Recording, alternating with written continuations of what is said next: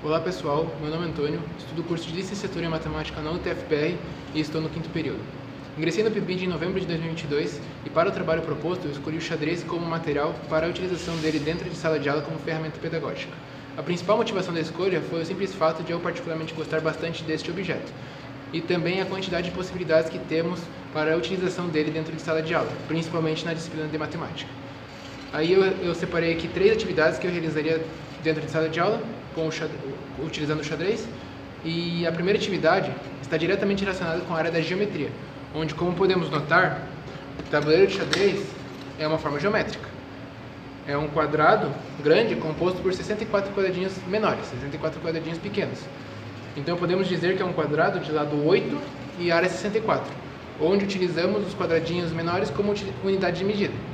Então, basicamente, podemos calcular áreas e perímetros de figuras geométricas, prioritariamente de quadrados e retângulos, que são as figuras geométricas presentes dentro do tabuleiro de xadrez. A segunda atividade, eu também utilizarei o tabuleiro de xadrez, mas para demonstrar de maneira visível a relação de quadrados perfeitos com números ímpares positivos.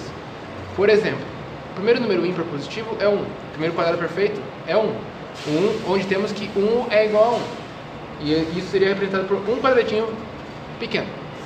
O segundo quadrado perfeito é 4. E os dois primeiros números ímpares positivos são 1 e 3, onde temos que 1 mais 3 é igual a 4. Ou seja, 1 mais 3 é igual a 4. Formou um quadrado de lado 2 e área 4. O terceiro quadrado perfeito é 9. E os 3 primeiros números ímpares positivos são 1, 3 e 5, onde temos que 1 mais 3 mais 5 é igual a 9. No tabuleiro, 1 mais 3 mais 5 é igual a 9, onde temos um quadrado de lado 3 e área 9. E assim sucessivamente. Portanto, concluímos que n ao quadrado é igual a soma dos n primeiros números inteiros positivos ímpares. Então essa seria a segunda atividade que eu realizaria só apenas para a demonstração desta relação de quadrados perfeitos com números ímpares positivos. A terceira atividade que eu realizaria seria a seguinte. Seria uma atividade mais lúdica, onde eu separaria a turma para que formassem duplas e pediria para que simplesmente jogassem um jogo de xadrez. E só com uma condição, conforme iam jogando, deveriam anotar seus lances. Mas o que significa anotar um lance no jogo de xadrez? Bom, cada casa do tabuleiro tem uma coordenada, o qual a gente chama de notação algébrica. Por exemplo, aqui temos a casa A1, coluna A, linha 1, certo? Certo. Aqui, por exemplo, temos a casa C2, coluna C, linha 2. Mas surge a seguinte pergunta: é de fato uma notação algébrica? Matematicamente não, pois na matemática uma notação algébrica é composta por coeficientes, operadores, expoentes, parênteses, e coisa que não acontece aqui no tabuleiro de xadrez. É bem diferente aqui no tabuleiro de xadrez. Mas por que recebe esse nome?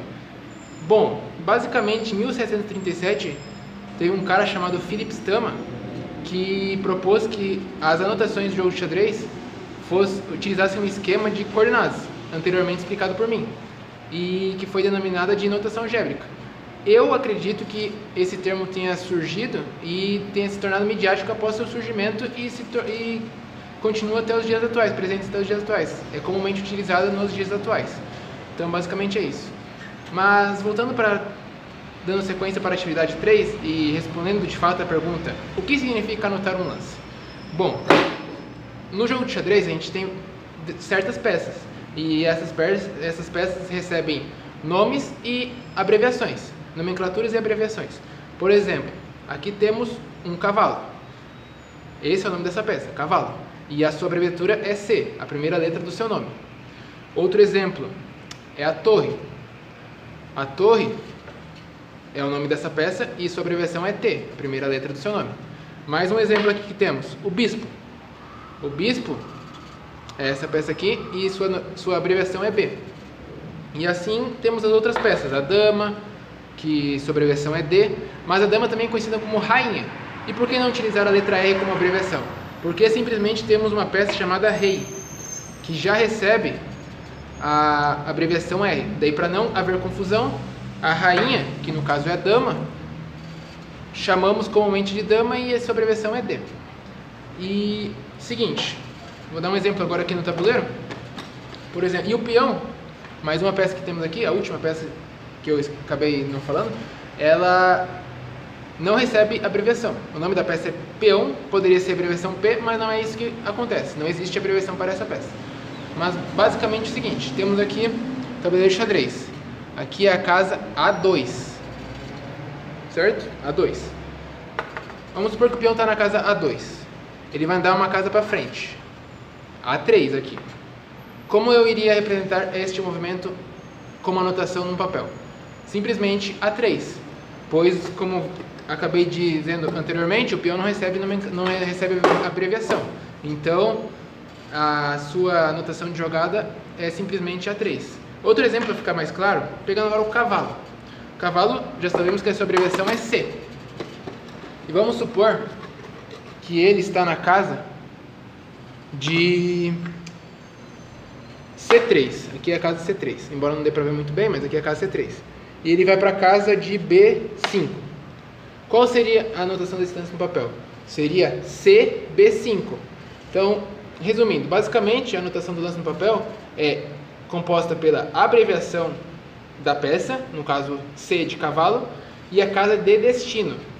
Ele estava em C3 e foi para a casa de B5. Então a anotação, a forma como escreveremos no papel essa jogada é CB5. C de cavalo e B5, que é a casa de destino. E por que eu propuseria essa atividade para a turma? Para desenvolver um foco maior, uma atenção maior, um nível de concentração maior, pois o xadrez é um jogo que necessita muito disso e creio eu que este modo de trabalhá-lo ajudaria nas demais atividades, em outras disciplinas, por exemplo, pois o aluno não simplesmente faria as coisas por puro automatismo, mas sim ele pensaria e descreveria cada movimento. Neste caso, como exemplo, no jogo de xadrez, mas que também poderia servir para outras disciplinas, para que ele mantesse mais calma e tranquilidade numa prova, por exemplo. Então, basicamente, essas seriam as atividades que eu utilizaria dentro de sala de aula. Espero que tenham gostado, e é isso. Até mais, pessoal. Tchau!